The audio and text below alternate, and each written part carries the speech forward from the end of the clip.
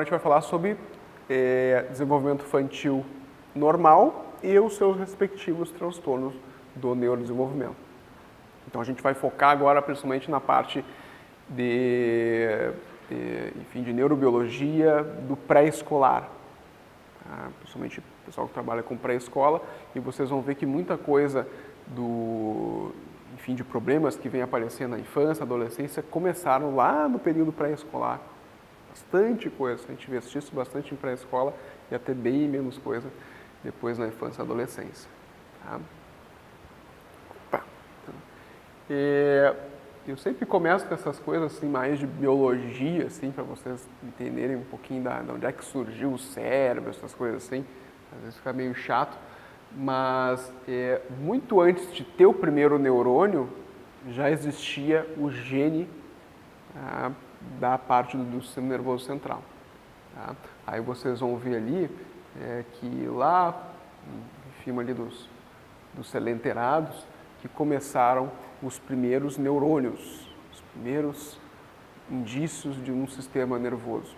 Ou seja, faz tempo pra caramba, né? Que a gente tem, neurônios, esse tipo de coisa. Tá?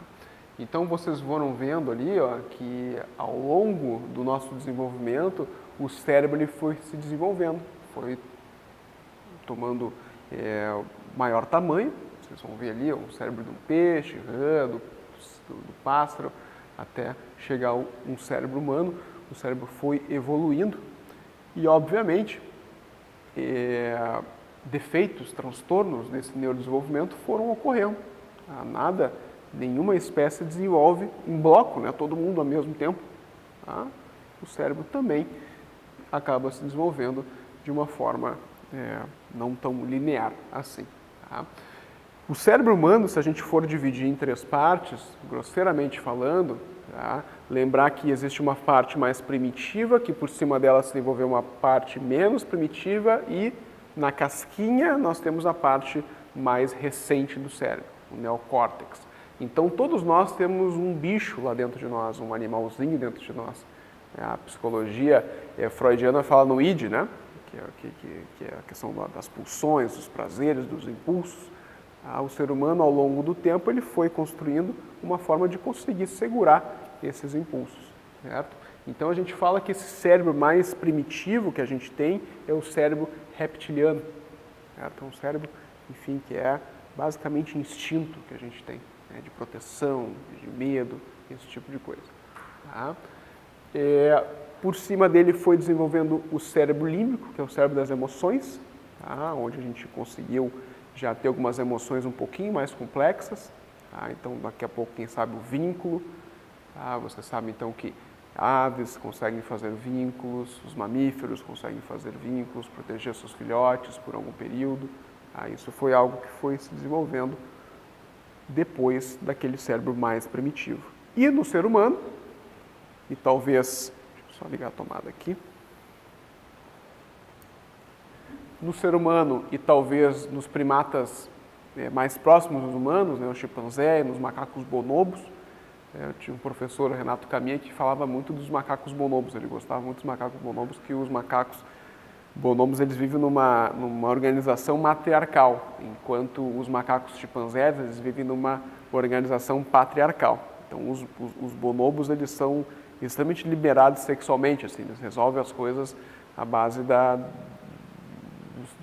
sexo, assim, esse tipo de coisa, assim, né? E quem manda é a mulher, e já os chimpanzés são mais agressivos e quem manda são os machos, né? Então, talvez esses primatas, tá, tenham um funcionamento um pouquinho mais próximo, um cérebro um pouquinho mais próximo do nosso. Apesar de que um chimpanzé, um macaco, ele só consegue, no máximo, o desenvolvimento de uma criança de 3 anos, mais ou menos. Depois dos 3 anos, a princípio, as crianças já são mais inteligentes que chimpanzés, 3, 4 anos, mais ou menos.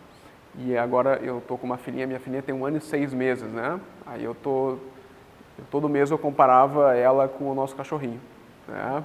Para ver quando é que ela vai passar o cachorrinho. Mas eu acho que ela já passou faz tempo, né? O cachorrinho.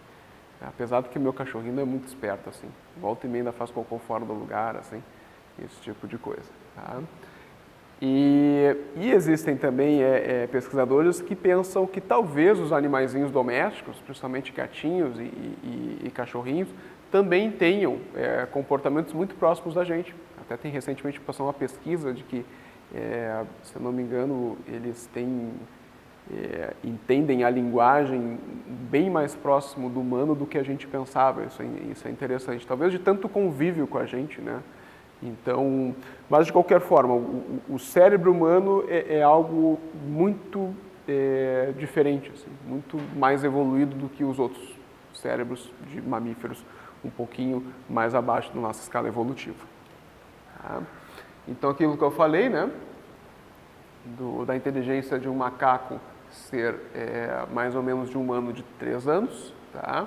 Os golfinhos também têm um cérebro muito desenvolvido, golfinhos, baleias. Porém, o ser humano tem algo que a gente vai falar na aula de sábado mais, que é a comunicação.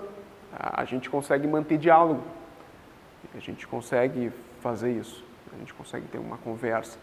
Os outros animais não conseguem, por mais comunicação que eles têm. A gente não consegue falar, um golfinho não consegue. E aí, fulano, o que tu vai fazer no final de semana? Estou pensando o que eu vou fazer, talvez fique em casa, estou meio mal. O golfinho não consegue fazer isso. Talvez ele consiga lá, tem atum.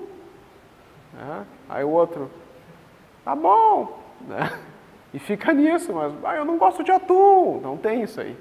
Então, isso é algo exclusivo do ser humano, a capacidade de diálogo, a capacidade de comunicação. E depois vocês vão ver que muito das criancinhas que hoje, lá na fase escolar, acabam tendo problemas de agressividade, são crianças que não tiveram desenvolvimento da comunicação de forma adequada. Eles, em geral, têm uma inteligência verbal que a gente consegue medir abaixo do que era esperado para a idade delas. Isso, criancinha que demora mais para falar, depois a gente vai ver, ou que adquire vocabulário de forma mais restrita, são crianças que, em geral, vão ter mais problemas comportamentais. Aliás, a parte o autismo é um problema da comunicação. O cérebro do autista ele é diferente do cérebro da criança que não tem autismo. O desenvolvimento da comunicação é totalmente diferente. Vocês vão ter, principalmente na aula com a Juliana, sobre isso. Como é que os transtornos mentais, as doenças mentais se desenvolvem? Então, ali, para começar, todos nós temos uma bagagem genética que a gente herdou dos nossos pais. Do espermatozoide, do óvulo, já está feita a carga genética básica, certo? Então, nós temos que levar em consideração bastante a genética. Tem estudo mostrando que, por exemplo, em torno de 60% assim, da parte do nosso temperamento é de base genética. 40% só do temperamento acaba sendo de questões mais que a pessoa vai vivendo ao longo da vida. Então, isso já é bem importante da gente saber. Eu sempre brinco assim que, às vezes, vem aquela criança assim, que apronta todos, que é agressiva, e que grita, desafia. Aí vocês chamam o pai ou a mãe lá para conversar, a mãe já chega, o que houve? O que tu quer? Tem meu tempo. Aí vocês, opa, a criança está melhor que a mãe. Teu filho está bem, volta para casa que eu quero voltar com meus dentes todos para casa. Então, a genética é algo extremamente importante, tá, gente? Para vocês levarem em consideração e até para vocês não se frustrarem, né, gente? Tem que cuidar. Genética a gente não tem como fazer, tirar todo o sangue e trocar, né? Não tem como mudar, certo? Então, a vida pré-natal é algo extremamente importante. Lembrem que 9 meses da vida, uma criança que nasce no tempo certinho, é bastante tempo.